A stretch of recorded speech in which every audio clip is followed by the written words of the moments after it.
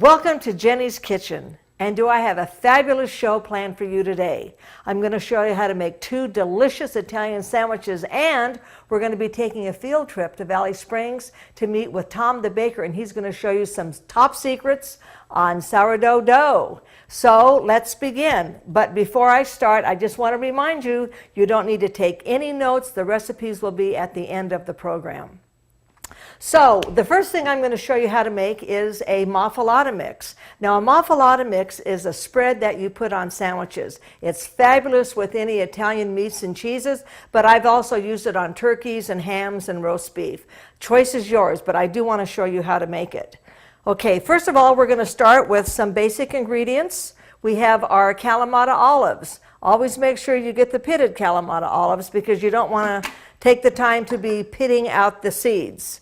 Okay, we're going to put these in, and then we're going to add some pimento stuffed green olives. Nowadays you can find feta stuffed, cheese stuffed, but I'm using the pimento stuffed green olives.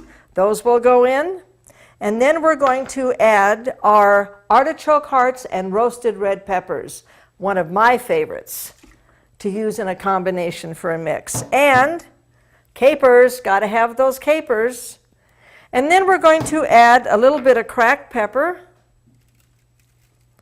and a few hits of garlic powder and a little dried oregano. Now we're going to add a little olive oil to this also, and because I'm using lemon juice, I'm going to use some lemon olive oil. And we don't want to emulsify it by putting it through slowly. We're just going to add it with all the other ingredients.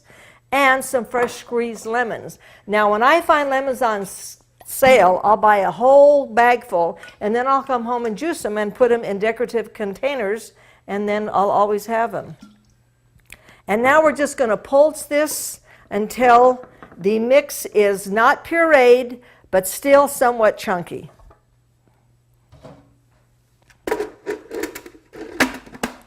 Here goes.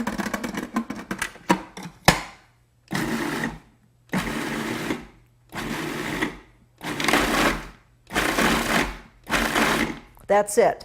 That's all there is to it.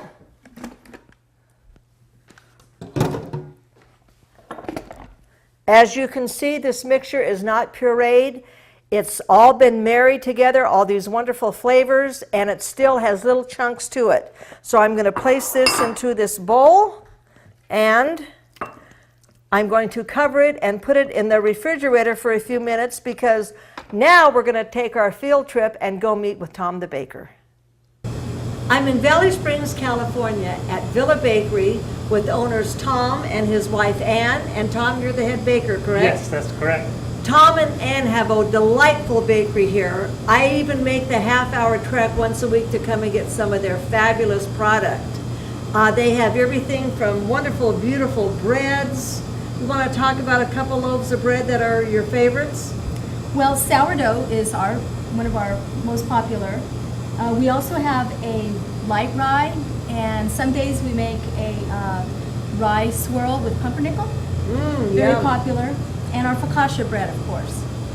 And look at all these pastries that you've been up since the crack of dawn and before making, you know. Yes. I see you have a couple of my favorites in here too. And I just want to say that we're so excited to be with you today in the kitchen. I'm excited. Well, thank you. So with that, we're going to meet you in Tom's kitchen. We have something going on here. Yes, I was going to shape some bread for you that I've mixed already. To see that. And so what are our viewers? We're going to make our Italian sourdough. This is one of our most popular breads.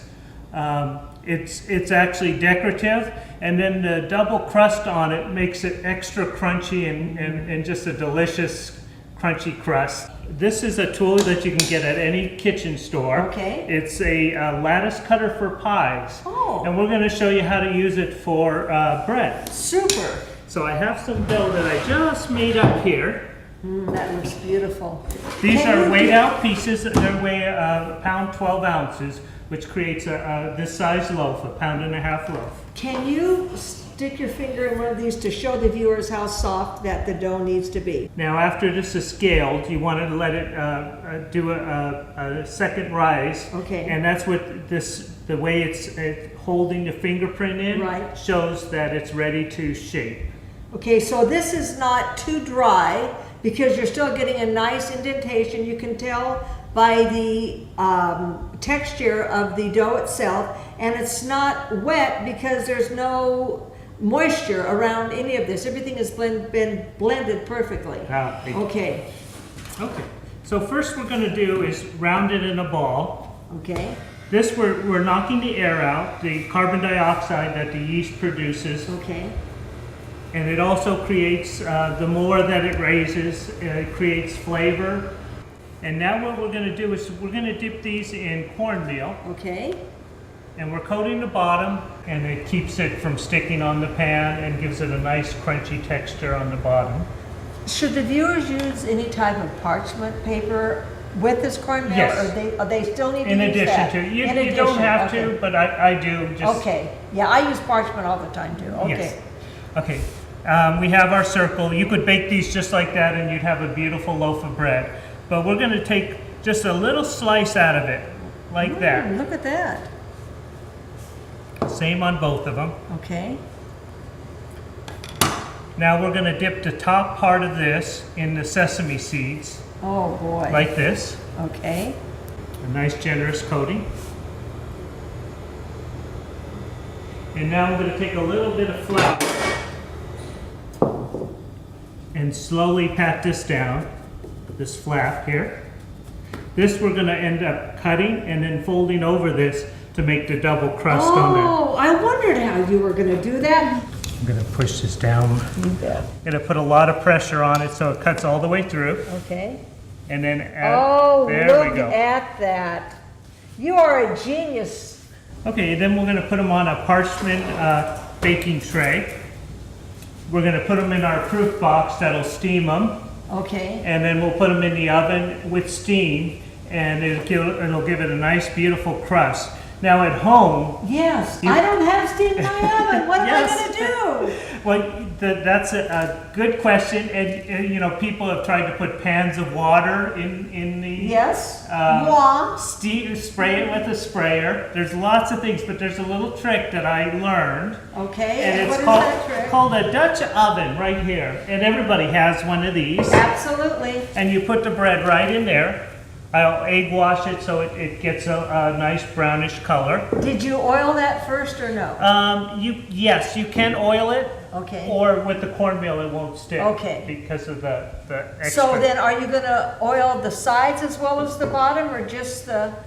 Just the bottom is all you need. Okay, so just spray a little on a paper towel and kind of wipe it? Yes. Or? Okay, all right.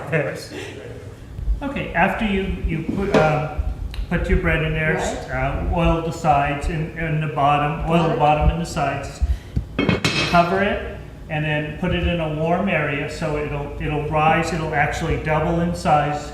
Then you put it in the oven at 420 degrees, Okay. and it'll become a nice bread. It'll steam itself from the steam from the bread. The water that evaporates will actually steam the bread, and it'll be a nice crunchy crust.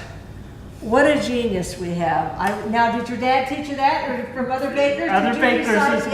Yeah. Well, we all learn from one another, don't Yes, we, Tom? yes, we do. This is just such a beautiful loaf again. This is I our will final just say. product right here. This is so beautiful. Makes a nice centerpiece. It's got a nice crunchy crust on the outside and soft and delicious on the inside. This would make a wonderful gift to someone. Yes. It would make a great hostess gift if you're going somewhere for the holidays. You want to take something unusual that tastes delicious, by all means, come and see Tom and pick Yes. up one of these great loaves of bread. Well, Tom, I just can't thank you enough. Jenny's Kitchen is so happy to have had you on the show today. Thank you. And we appreciate all your little tips. And you know how they say you learn something new every day? Yes. Well, I learned now about steaming my sourdough bread in my pot. So with that said, Tom, thank you so Thank much. you It's so been much. such a pleasure. Viewers, we'll meet you back in the kitchen where we'll finish our Italian sandwiches. I hope you enjoyed our visit to Villa Bakery as much as I did, and I hope you got a lot of knowledge about sourdough bread and the dough and the rising and everything else. You know, they say that you learn something new every day, and I certainly learned something new today from Tom about rising the bread into the black cast iron pots. Okay, with that said, look at this beautiful, beautiful loaf of bread that Tom gave me today to make our Muffaletta sandwiches with. So the first thing we're going to do is we're going to slice it open. And I like to go about halfway down the loaf. And this is a sandwich where you do not have to hollow out any of the center like you do with the big hoagies that you make. Now this particular sandwich originated in Sicily. And when the Sicilians settled in New Orleans, they brought this recipe with them, and they eat it all the time, and they taught others how to make it, so I want to teach you how to make it. So the first thing we're going to do is we're going to take our beautiful Muffaletta mix. You can still see that it's still somewhat chunky. Now, if you want to, what I've done in the past is I've used some of that vegetable garni that you can find into the jars to add to this, if you want to add like some onions and carrots and things like that. I just basically like to buy the ingredients individually and wrap them together. Okay, let's put a little on this side now. This smells so good. If you want to add some fresh garlic to this, you can, but we have so many wonderful flavors in the meats and the cheeses that I don't want to overpower it with one ingredient or the other. Okay, with that said, let's just go like this. And we're just going to spread this now. Try and get even the little corner ends, because those always seem to be the driest when you're making a sandwich. They don't get those little corners sometimes. So now, and all this juice is going to soak into the bread, and it's going to be so delicious. Can't wait for lunch. Now, the Italian meats I've chosen are three of my favorites. The first one is mortadella. I love mortadella. Sometimes you can buy it with actual pistachio seeds in it. It's out of this world, and it has pieces of cracked pepper. It's wonderful. And then Toscano salami is my favorite type of salami.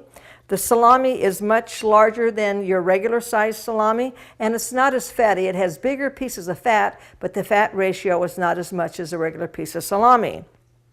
And then coppa. Coppa is like a thin ham. And you can also get coppa that is hot, but for this type of sandwich, I like to use the milder meats. And then, of course, my two favorite cheeses are my provolone and my mozzarella. So with that said, let's start with our mortadella. Let's put this like this. And one more piece. And then let's do our Toscano. Gosh, I wish you could be here to have the aroma in my kitchen with all these Italian meats and this Muffaletta mix. And then what I like to do is I like to layer the cheeses in between the meats. But if you want to put cheese on one side, meat on the other, I mean, there's no rhyme or reason to this. Totally up to you. Here's our mozzarella. And here's our provolone. And now the provolone is round. It's a round cheese. You can get smoked provolone too, but again, I like to keep the flavors somewhat mild in the sandwich because there's so many great flavors. Now we're going to put on our coppa. God. Boy, I tell you what, the Italians certainly know how to eat. I'll tell you that. I love the Sicilian sandwich. It's wonderful. And there is a difference between Italians and Sicilians, I was told. So what it is, I have no idea, but there is a difference. Okay, and here's some more of the stick mozzarella. Now we're going to put these two together like this. Can you imagine getting your mouth around a sandwich this big? Gosh, I can't, but we're going to find out here pretty soon. And then what I'm going to do is I'm going to wrap this in saran wrap, and I'm going to put it in the refrigerator for about an hour, and we're going to let all the ingredients marry and come back and slice it up and have lunch. I'm going to press it down a little bit, and then I want to put some on this other side. And ta-da, there we go. Dagwood never made a sandwich as good as this. I'm telling you that right now. And with that said, we're going to take a trip now to Murphy's and visit the Spice Tin with owners Jan and Patty Schultz. Thank you so much for having Jenny's Kitchen. We really appreciate you offering to have us come on. Our pleasure. Thank you. Now, I'm making 2 Italian sandwiches today, and I'm using that famous Italian ingredient, oregano. So can you talk to me about the oregano you have, Patty? I'd love to. Okay. We have 2 different kinds of oregano. We Okay. have the Greek and we have the Mexican. The Greek, I want you to think, again, Mediterranean. Think Greek salad. Okay. So it has kind of a piney, minty taste to it. Okay. Whereas the Mexican oregano has a little more of a pungent celery flavor. So it's really good for the spicy dishes, where the Greek is more used in the pasta sauces and the Mediterranean flavors. So which one are you recommending? Oh, for sure, the Greek oregano. I figured as much. Okay. Well, can I have a couple of those, please? Of course. Thank you so much. Jan, I'll have you wrap those up, please. We'll do that. And while Jan's wrapping those up, I saw you have these Himalayan salt blocks. Can you talk to me a little bit about these? And to our viewers as well? These are just so pretty and fun. The premise is, well, this is salt. Actually, I want to show you this one. Be more like this, natural form of salt from the Himalayas before it's all chopped up and put into our salt shakers. So this actually came from the Himalayas. What you can do with the salt plates is picture a sliced apple Okay. and a nice goat cheese. And you set it out for an appetizer. Oh my gosh. First flavor, you'll take a slice of cheese and apple, put it together. The first flavor you're always going to get is the salt. Then the salt will meld into those other flavors. Well, this is wonderful, Patty. I really love this. All these shapes seem to be so unique. This is really a unique piece. This is beautiful. Well, thank you so much for having Jenny's Kitchen today. My pleasure. And going to get back to the kitchen now and put those sandwiches together. I just love the Spice Tin. I could spend a whole day in there if I had the time. I love their array of spices. They have so much to offer. Okay, now I promised you I was going to show you how to make another Sicilian sandwich that originated off the north coast of Sicily that uses raw bread dough. So here we have our bread dough, which I've rolled out into a rectangle. And we're going to start with our Italian meats again. This is soppressata, ham, and pepperoni. Now, if you like hot meats, then get the extra hot pepperoni, and you can also get some hot soppressata also. So let's start with our ham. We're just going to lay it on the sandwich bread that isn't quite bread yet. And then we're going to put our soppressata in the middle. Again, there's no order, no rhyme, no reason, but this is how I like to do it. And then we're going to fill in with our pepperoni. So any place that I see a white spot, I'm just going to fill in. Look at how colorful this is. Isn't this absolutely eye-appealing and beautiful? I just love it.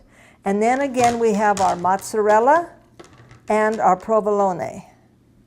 So let's get these spread apart.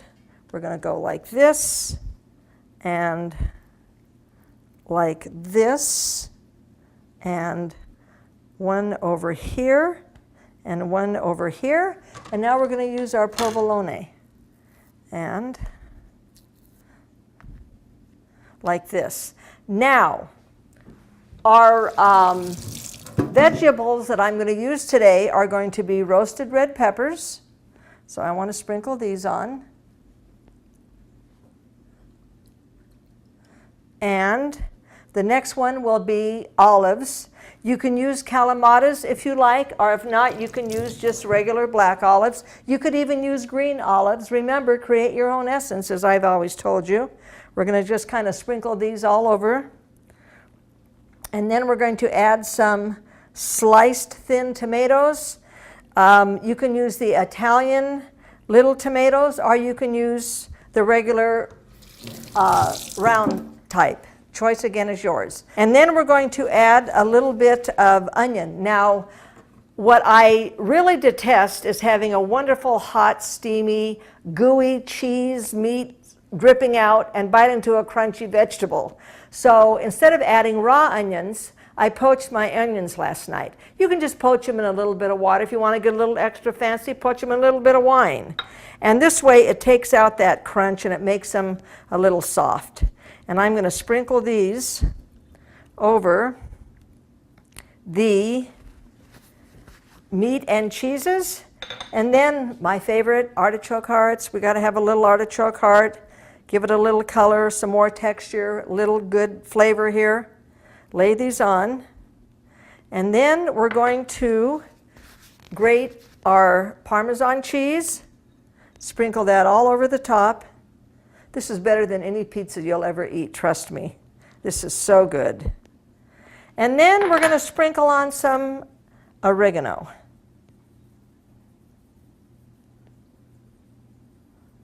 There we go. And now we're going to roll the sandwich into one log. So just kind of start in the middle and then position your hands so you can begin to roll. Roll from the middle to the ends and then back again. I found that using a marble cutting board, rolling board is so much easier than trying to get it off a wooden board. So if you have that, I know you can pick them up at some kitchen stores and they really aren't that expensive. Okay, then we're going to tuck the ends in like this. And then we're going to make some slits. And then we're going to give it an egg wash. And we're going to pop it in the oven for about a half hour, 375 degrees, and it'll turn to a gorgeous, gorgeous golden brown. That's why we use an egg wash, to make sure we get that beautiful glazed golden brown. And make sure you get the sides, not just the tops and the ends. Then if you really like oregano, sometimes I like to sprinkle oregano on the top, sometimes sesame seeds, or just leave it plain. Choice is yours. And today I've opted to leave it plain. So now once your Italian sandwich has been rolled and egg washed with the slits cut in, it's sprinkled if you want, we're going to place it on our baking pan. So you have to have 4 hands for this, but just quickly, there you go. Just pick it up, tuck in the ends. Again, pop it into your oven, 375 degrees for about 30 minutes. Let's get ready for our presentation. Here we have our stromboli, that little island off the north coast of Sicily. Do you see how beautiful this golden brown is from the egg wash? And here's our great Dagwood submarine Muffaletta sandwich. So I'm going to cut a little piece of the stromboli. Do you see how beautiful that looks on the inside? All those great meats and cheeses. The cheeses have melted. The vegetables are nice and soft. And gosh, I'm not sure how we're going to start this one, but let me go ahead and cut off an end piece here and see what I can do with it. Okay.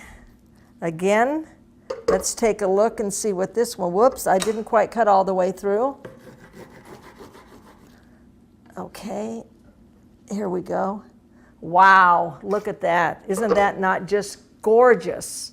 What a beautiful, beautiful sandwich.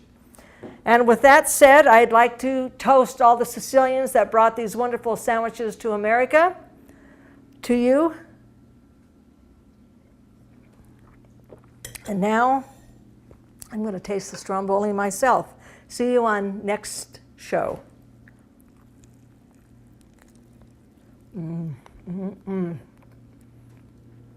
Now that's a sandwich. Delicious. Muffaletta spread.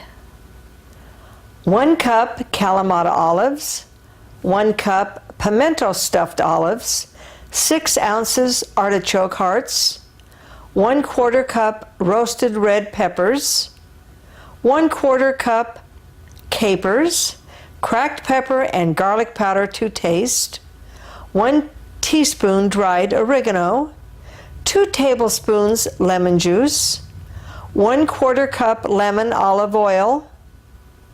Place all ingredients into the bowl of a food processor. Pulse the mixture until chunky. Stromboli. 1 package frozen bread dough, thawed. 1/4 pound soppressata. 1/4 pound pepperoni. 1/4 pound ham.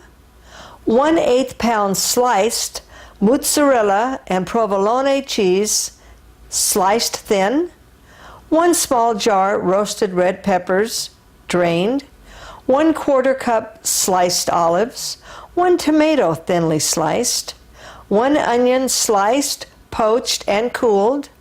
6-ounce jar artichoke hearts, drained. 1/3 cup grated Parmesan cheese. 1 teaspoon dried oregano. Roll the dough into a rectangle. Lay the meats, cheese, and vegetables on top, starting with the meat and ending with the vegetables. Season with oregano and sprinkle the Parmesan cheese on the top. Roll the dough into a log enclosing the meats, cheeses, and vegetables. Tuck in the end pieces. Cut 3 to 4 slits in the top of the dough. Brush with an egg wash. Bake at 375 degrees for 30 minutes or until golden brown.